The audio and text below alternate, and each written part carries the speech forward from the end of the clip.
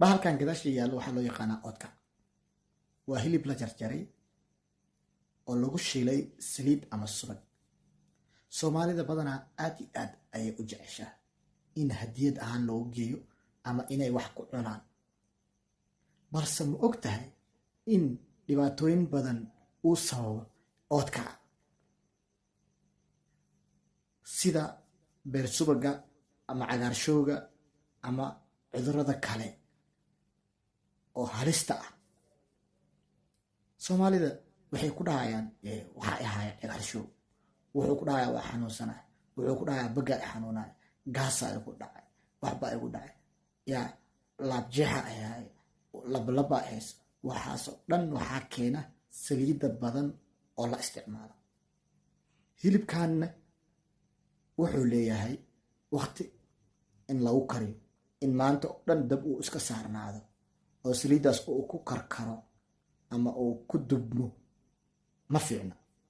markuu sidaas noqdo hilib oo dhan wuu ka baxa, wuxuu naqnayaa muxuu asiga bray, wax la dhaho waa la bray grade, waa la dubay. marka nafciguu lahaan lahaa, qofka uu lahaan lahaa, uu macaantii iyo wixii o dhanaa ka dhamaanaya. marka soomaalida sidaasay ku haystaan, waxay ku dhahayaan oodkaca lay keenay, yaa aad iyo aad ugu baahasiya anigaas, balse dhibaatooyinkaas ayuu leeyahay. marka soomaalida ma garanayo waxay u jeceshaa. soomaalidana badanaa cudurada iyaga ayaa isku keena, qof u keena malaha. sida gaaska dartaa aan kuu sheegay, muxuuaas cagaarshowgan waxyaalaha oo dhan gacantooda igaa ku keensada. marka ma fiicna in saliidda badan la cuno ama la cabo. soomaaliya waa arki jiray dadaa waxay sameynayaan sir macsaro inay muxuuaasige bahal caley la dhihi jira, caley ninka yaqaano yaa bahashaan coca-colada deertaan dhalada lagu keeno yaa oo 400ka iyo 500ka soomaali waxaa la dhahaa caley. taasoo ninka inuu saliid macsaro soo gata habeenkii markuu seexanayo uu gadinaa, uuna la seexanaa.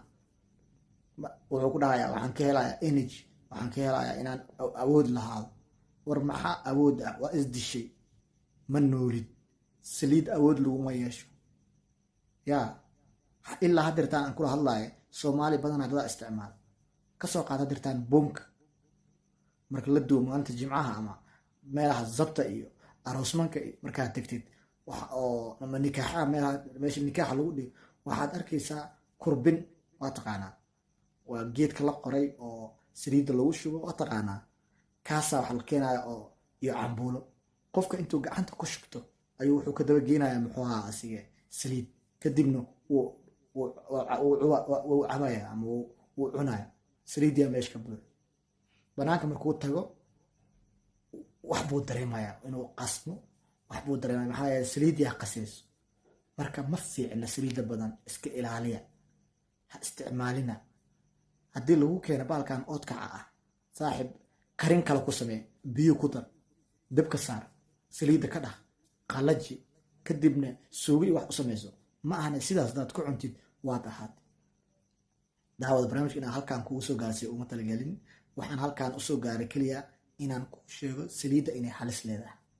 halista saliidda ka fogaada intaad ka fogaan kartiin. assalaamu calaykum waraxmatullaahi wabarakaatu.